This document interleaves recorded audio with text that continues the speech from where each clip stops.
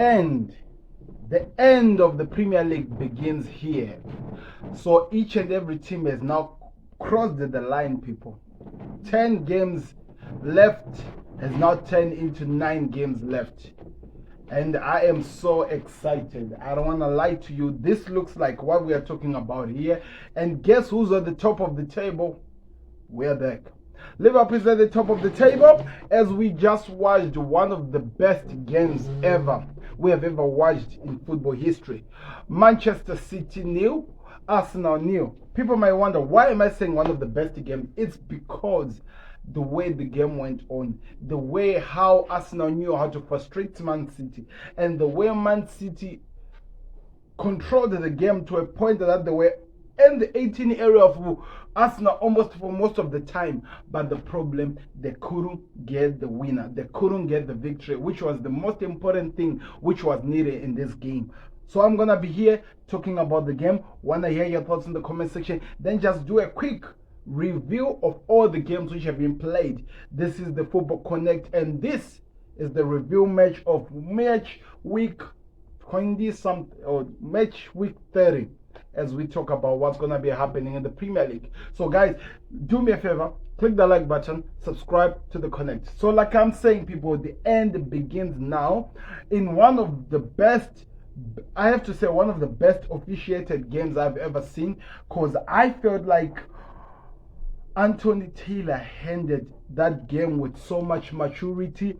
It could have gone either way. And I know if you're a Man City fan, you're not going to be happy to hear what I'm talking about. But we have watched one of the referees throwing yellow cards for fun in the game against Liverpool in Brighton. And we have also watched one of the craziest penalties being given in a game when Chelsea was playing against Luton, it was not Luton, when Chelsea was playing against Burnley, and the red card not only for the player but for the manager as well. So we have watched one of the worst time in terms of refereeing options. But today, and in this game, and one of the most important game of the season, and we have to say one of the best advertisers of what the Premier League is really all about, we saw what we talk about in terms of how the ref was handling the game. And some of the situations you would feel that, okay, there should have been a yellow card, but if he had decided to become gun blazing in the yellow cards department, I'm sure one of these teams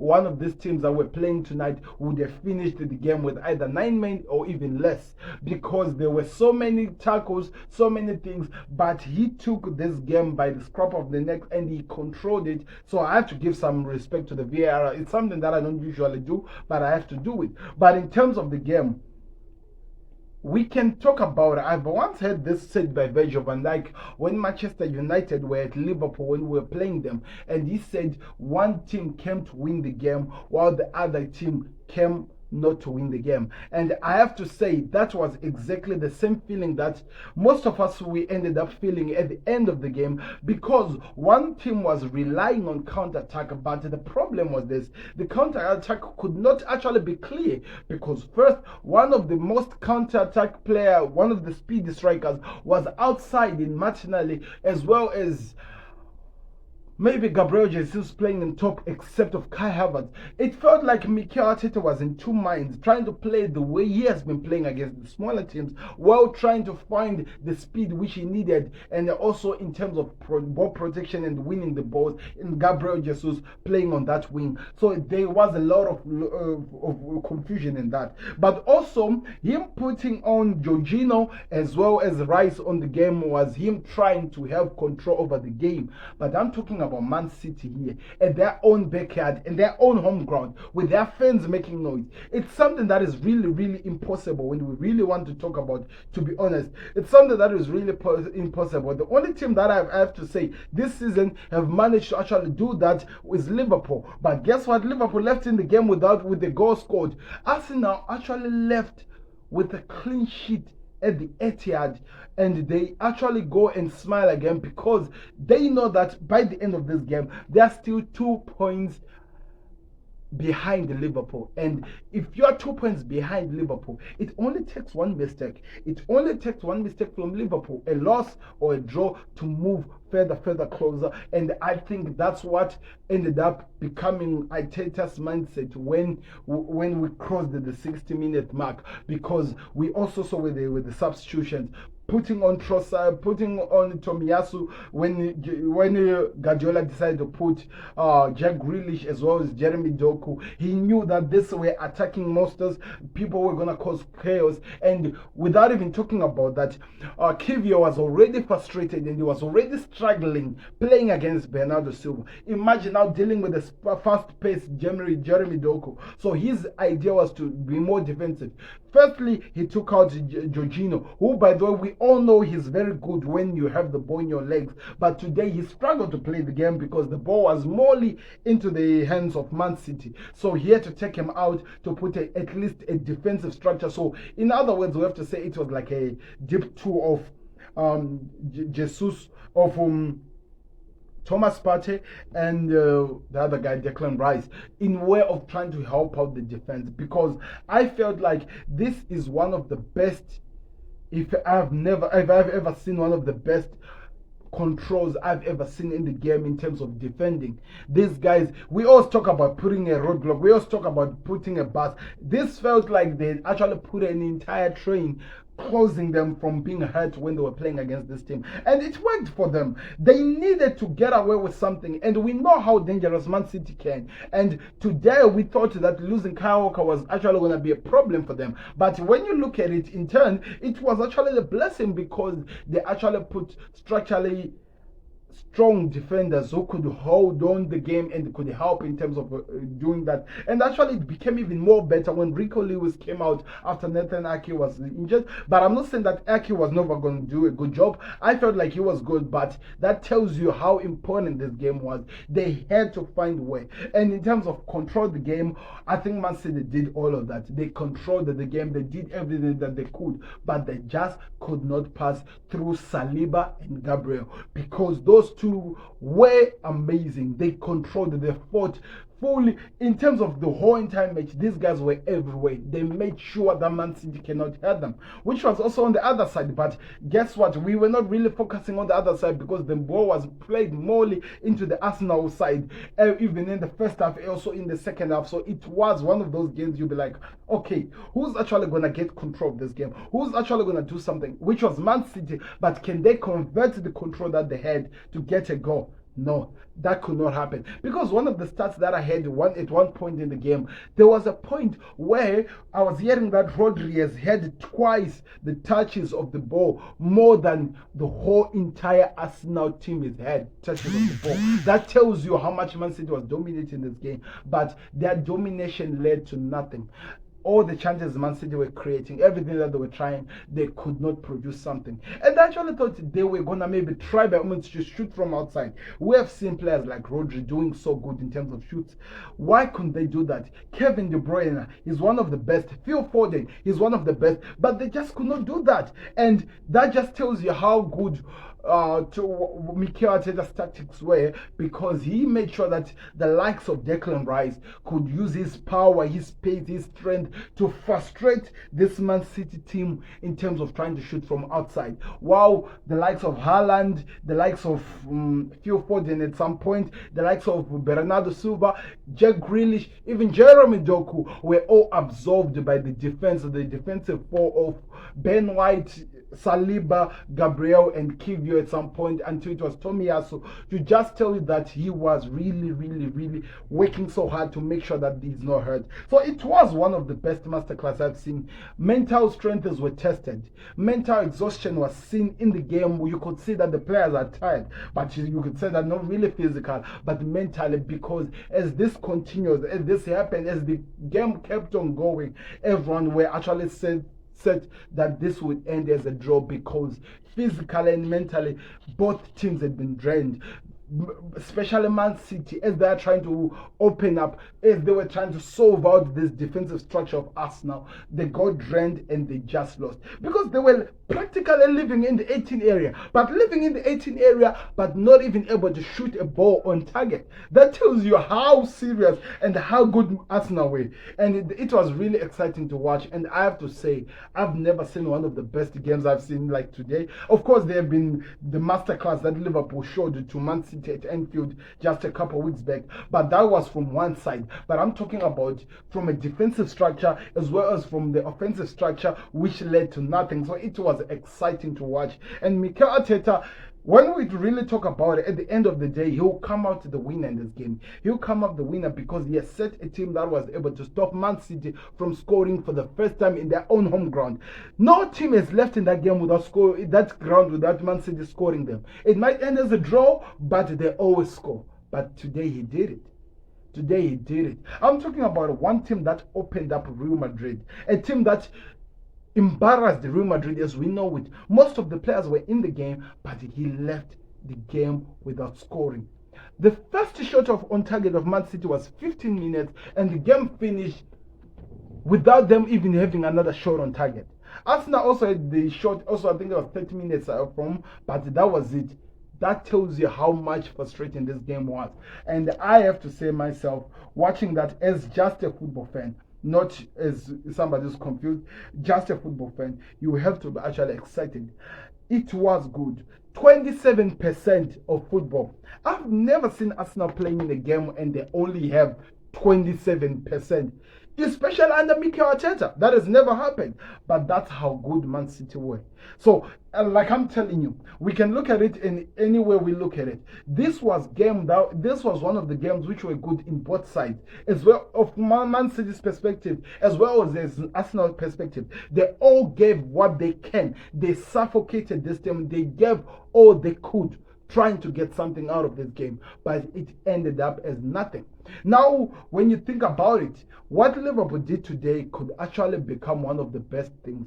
Being able to overcome the De Zerbi test, winning now, and now one of the teams that are fighting them comes up of a game without even scoring anything. That tells you everything. That tells you everything you need to know about the game. It was one of the best games I've seen, and I have to say, I've enjoyed it. Arsenal with 6 shots the entire game. One Man City had 12, but of all those 12 shots, it was only one that was on target. What is there to not enjoy? That's why it was called the big game, and we have seen how far the student has gone comparing it to the master. That tells you that Mikel Arteta has improved. Imagine if he had some of the players that got some injuries, like for example, Timber. It could be another different team. So I want to know your thoughts in the comment section. What did you think of today's game? What impressed you and what are you expecting going forward? I'm going to talk about the other games which were played. Liverpool beat Brighton. I have talked about it. A masterclass by McAllister, one of the best I've seen from him. I think he ran this game. And I think everyone who can come out can tell you that he was just incredible. He was unstoppable. He did everything that he had to do. Setting up the chances from the strike force, who was mostly Mohamed Salah was not scoring. He did that. So you have to give some respect on McAllister because he was running that game. Manchester United played against Brentford, stealing a win in the 96 minutes, but a minute later after scoring, Brentford going back to score. On the other hand, it finished as a stalemate. One of the best games people have watched, but also one of the most irritating games if you are a Manchester United fan, because everyone who left out of that game was saying Manchester United did not deserve anything out of the game. So it was one of the best in the game.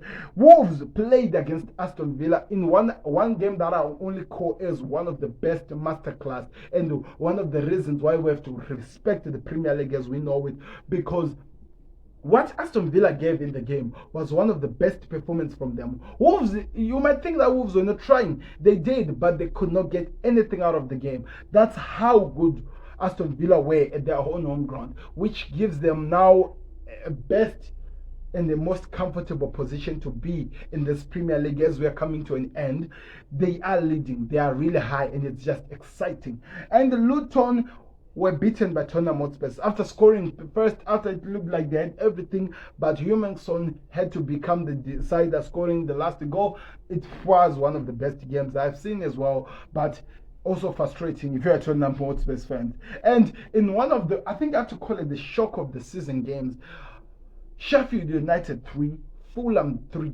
In one of the games that I thought it was going to be an easy game for Fulham, Sheffield made it a game. Sheffield made sure that they suffocated, and it was just exciting to watch. I enjoyed it. I want to hear your thoughts in the comment section about that, as well as Nottingham Forest drawing against Crystal Palace in a game which helped them to go out of the relegation zone, something that they really want and something that Luton has to work so hard to fix if they still want to survive in the Premier League. As we are talking about Chelsea Burnley in one of the most horror show in terms of VAR show, with what I saw in the game, because I felt and I really thought watching the game that should not have been a penalty, as well as should not have been a second yellow card, which led to a red card for the player, as well as the red card to the manager. So it was one of those games you are going to talk about and be like, oh my god, that's crazy. But in a good thing to talk about, Cole Palmer is really looking like he is the carrier of Chelsea. It's really looking like he is really holding this team and is leading them where to go. And I'm talking about it, an 18-year-old or maybe 19, and he's holding an entire team. That tells you how Chelsea are really in trouble. They have to find a way. They need to find how to solve their problems as a team, because if they don't, this is going to be crazy as they go forward in this Premier League, as it's looking like it's going to be one of the best Premier League shows I've ever seen. And Bournemouth Everton scored themselves to actually give the points to Bournemouth in one of the games that people are going to talk about. Could be one of the games that cost Everton, especially if the point deductions comes back again for that second brokerage of those charges. So it's really crazy, to be honest, but I'm excited. The Premier League is really heating up. Few games left and I'm here for it. Newcastle won by 4-3 in one of the best clash I've ever seen. Newcastle had to fight and they did so. So West Ham has a chance to fight another day. But as well, I felt also in terms of VAR, it was one of the most horror show. I talked about it. There is a video where I felt like West Ham was really hard done. This should have been a different game all of a sudden, but it wasn't. So I don't know. I want to hear your thoughts in the comment section. What did you think of the games that we saw today? Which teams really impressed you, to be honest, and what are you expecting from the Premier League going forward after having one of the best performances we have watched in the mental game that we saw from Liverpool playing against Brighton, as well as Man City versus Arsenal, which finished the 0-0. What's going to happen? To be honest, when you look at it from the other side, Arsenal are actually the best of the teams that are in the top four, because they've managed to go and beat Liverpool at their own home ground, as well as Man City, but failed to beat them on the other side. But also it's a little bit weird, because every single time they've been facing these two teams, they're always facing them when the other team is down, either a few players missing or a lot of things that are happening. So you never really know. When you try to judge it, it could be something that blows if you think about it, but it's exciting. So I don't know, people. The biggest winners of this week, which is week 30, is Liverpool. They have a chance to actually do something special. They have a chance to actually cause chaos, knowing now that it's only 9 games that are left in the Premier League. They can do as much as they can go as far as they can, but I'm here for it. I'm excited for it, and I want to know your thoughts in the comment section. What are you feeling over this title race of the Premier League, and what are you expecting to see? So I'm out, people. Midweek the games, and it's only starting as soon as Tuesday. So I'm just going to give you a just to tell you the games that are going to be there. A preview will be dropped tomorrow as we build up on week 31 of the Premier League. All in week 30. Liverpool at the top. We're excited. Look at the games that are coming next. Newcastle are playing Everton, which is on Tuesday, as well as Nottingham Forest playing against Fulham on Tuesday as well. Burnley are playing Wolves. and we're gonna watch Bournemouth play against Crystal Palace as well on Tuesday as well, and West Ham against Tottenham in one of the best North London derby that I'm gonna be excited for Tuesday as well in the later stage. Wednesday we have Brentford inviting Brighton at their own home ground on Wednesday, and we will have Arsenal playing against Luton Town as well as Manchester City playing against Aston Villa in one of the clash that we should really be excited for. It's gonna be exciting to watch this game.